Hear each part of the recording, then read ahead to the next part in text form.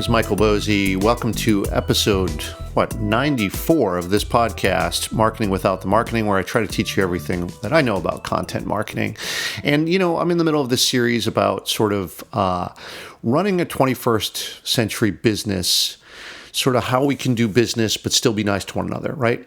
I spent a bunch of time on this in the last episode, last week, and, that it doesn't have to be this sort of cutthroat dog-eat-dog affair, that business instead can be this enriching, positive experience for both us as business owners and for our customers.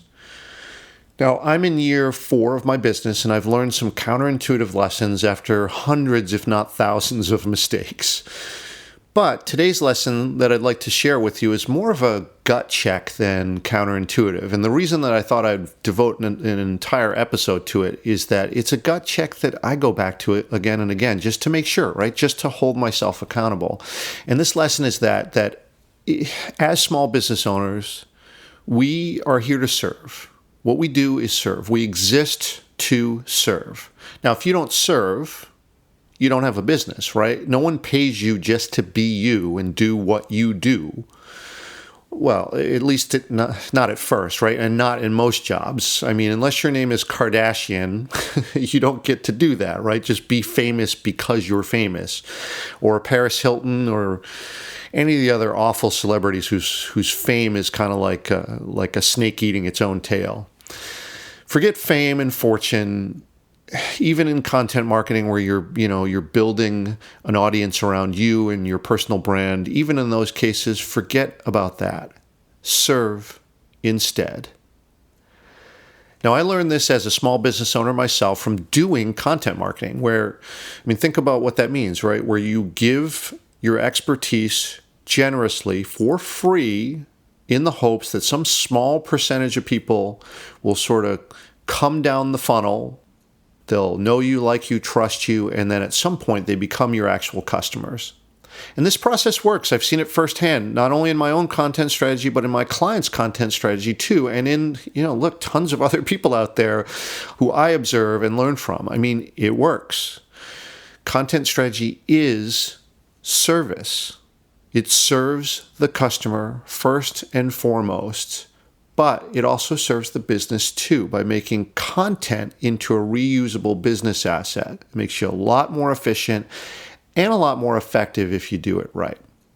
Sounds great, right? But here's the thing. For businesses who are new to this, the hard part is starting. And like anything, starting from zero is immensely difficult. For me, I started my business in January 2014. On January 1st, sat down at my desk that morning, nothing in front of me but one big question: how am I going to get somebody to pay me, right?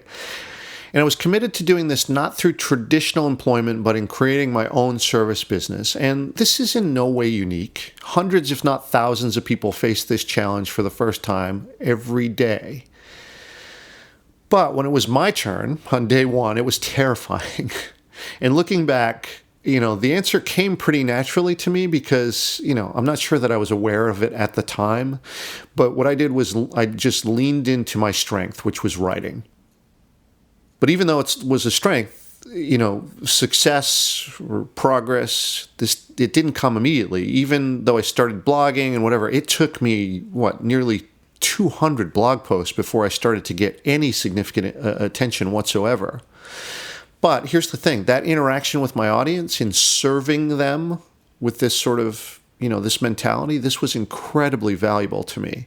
And the biggest thing that I learned was that my audience, they weren't exactly who I thought they were. This was a huge surprise to me. When I started my business, it was natural for me to assume that because I was in publishing for 17 years, that nonfiction authors would be my primary customer. That didn't really turn out to be the case. I mean, long story short, it turns out that you and my audience, small business owners, are actually my primary customer. Now, some of you have written a book or, have a book in you that you want to write, but you might see that book as a part of your business, not as your primary source of revenue. So in other words, nonfiction authors, yes, they're still a part of my audience. Many of you who are listening are travel writers, educators, mommy bloggers. I mean, I love what you guys do. You're using writing to share your experiences, teach your own audiences. So cool. But my paying clients are all small business owners, some of whom have written a book or want to write a book. And as a side note, this has changed a little bit. Lately, people are coming to me because they want to construct online courses instead of a book. This is a big shift too, where I thought I'd serve authors, and now, people are thinking of different ways to deliver their expertise other than a book. And because an online course is a great way to educate your customers, and I talked a bunch about this in a prior series, and I'll leave a link in the show notes about how content marketing is about educating your customers. These online courses, they're great, right? You can use them for customer acquisition, customer onboarding, or just as a product to sell instead of a book. Really, really great strategy. Now, what's cool about my audience is that they came to me first, even before I started pitching this idea. So in other words, they kind of put two and two together before even I did, which, it's a little embarrassing for me, but also it's awesome that you thought to do that, right? So it should have been obvious to me, right? I spent the better part of 17 years creating educational products. I know every nook and cranny of content marketing from doing it myself and with my clients. So you put those two things together, and it's kind of true. There's not too many people who can, who have that experience and can do both like I can, right? And I should have figured this out myself, but it was my audience, you, who pointed me in this direction, and all I can do is say thank you. That's awesome. That's where content marketing is working really, really well, right? I try to help you guys with lessons in this podcast that you can learn from my experience, and I get a lot out of you too. It's a great relationship when that happens. All right, so back to the writing part, right? So after 200 blog posts, and realizing that my audience had changed, I changed my strategy a little bit.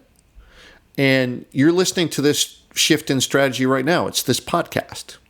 I shifted formats from blog to podcast because, well, it's kind of two things, right? I thought that one, a podcast, this format is better in a way for busy small business owners, right? It's more easy to consume when you're on the go, or you're commuting, or you're on the treadmill, or whatever. You can be sort of multitasking. I think that's a great thing. And then two, the thing that's really probably my favorite thing about the format is I really like the intimacy of the podcast format, right? It feels more personal and emotional. I can show my excitement, when I get excited about something or whatever. Like, I just feel like it's a really great way that I can serve you and my audience. And, after what I said, this is episode 94. Here we are, you and I together. And I always hope that I'm useful to you in the things that I share. But I have to say, again, you're just as useful to me. I get encouragement from you, feedback from you, even new ideas from you. I've made changes to the podcast itself and even to my website as well because of the suggestions that I get from you and my audience. You've given me new topics to cover. When you ask questions about things, it gives me new ideas there. And you've called me out on things and have changed my mind on things where, I was either mistaken or whatever, just needed some more thought. You guys did that for me. So in other words, I've learned a lot from you. This relationship goes both ways, which is so cool.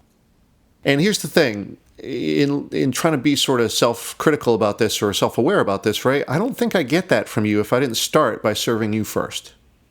I mean, I'm just another guy with a podcast, a blog, a Twitter feed, whatever. Why pay attention to me, right? Why do we pay attention to anyone? Because they've done something valuable first. That's content marketing. When you serve, you earn the right to serve again. That's a gift. When you do this over and over again, even if you're serving in small ways, which you do, in your blog or podcast or videos or whatever, you earn trust, you earn rapport, you earn feedback. And you do it for long enough, and if you do it the right way, the nuances matter, I always say that, right? You may even earn someone's monetary support, the privilege of getting paid. And when it comes time to ask, your best customers will come through for you. And here's what I mean. When you have an audience and you've served them well, they will help you in return if you ask. And obviously, you can't ask too often and you can't ask too much. But let me give you an example. Over the past few months, I've been considering sort of the pros and cons of running ads on the show, right? Doing sponsorships. And at a certain point, every podcaster has to consider this, right? The show gets popular enough to where it's worth at least considering trying to earn some money via sponsorships. And there's a lot of pros and cons to this. But here's the thing. When you've got an audience, when I have you, why make that decision alone, right? After all, I look at this as your show. Yes, I write it, produce it, host it, but it's for you. So a few weeks ago, I asked you what you thought, and I got a bunch of responses in a variety of formats. I heard from you in the comments section, Twitter. I even got a voicemail as well, which is awesome. Really very thoughtful responses that really helped me sort of arbitrate the issue or come to a better decision. And in general, people were in favor of it with some really good ideas about managing the nuances. And I thought, wow, there it is. You serving me in return, which is amazing, isn't it? I mean, when you think about it, you don't owe me that, but you did it anyway. And I just think that's awesome. And the product of content marketing when you're doing it in this way that I try to teach. Now, when you break this down, it's kind of psychology 101, right? The concept that when you do someone a favor, it sort of sparks the urge to reciprocate, right? The favor has to be genuine, as I say all the time, without any expectation of a return. But that favor sets up a little vacuum that the recipient wants to fill. And this dynamic is really at the core of content marketing. This used to be insanely difficult in the analog world, right? there was no way to make that sustainable, to just do little favors for people one-to-one. That was going to be really hard to do. And what we saw was that behavior was reserved for really close friends, family only, and maybe your favorite colleagues. And yes, maybe your very best customers, like, yes, that could happen. But now with the internet, you can do these favors at scale, right? You can set up the 4 pillars of your platform: web, blog, social, email, and then set out to serve. You share your expertise, your experience, and you set out to help someone. And you can do this, right? Anyone can do this. And of course, as you've heard me say over and over again, you need a strategy, right? Just producing content, even as valuable as it is, right? Just shouting into the void is what you're going to get, if you don't have this wrapped in a good strategy. The starting posture when you show up to the internet is who cares? That's what you're met with, right? Like you produce something and someone says, who cares? And it's up to you to show them why they should care, right? And that's where the strategy comes in. That's where content strategy makes a difference. Content marketing is one facet of content strategy, but you need to have all your content working together, starting from a sound plan up front based on the goals of your business. And this right here is the whole purpose of this podcast, right? To teach you all these different facets of a good, sound content strategy. Not just content marketing, but wrapping it in an entire content strategy. And the cool thing is that running a content strategy, this is what's taught me a bunch of things in return. I put a lot of effort into that for myself, for my clients, and it's taught me these things in return, right? That running my business this way, where I give away my expertise for free in the form of this podcast, blog, and other ways too, it's taught me an important lesson that generosity works. If you show up regularly and your intent is to serve, it works. And this is an incredible lesson. And even though, maybe this isn't counterintuitive or whatever, I just thought this is worth the gut check and why I wanted to share it with you, not just today, but, in this entire series.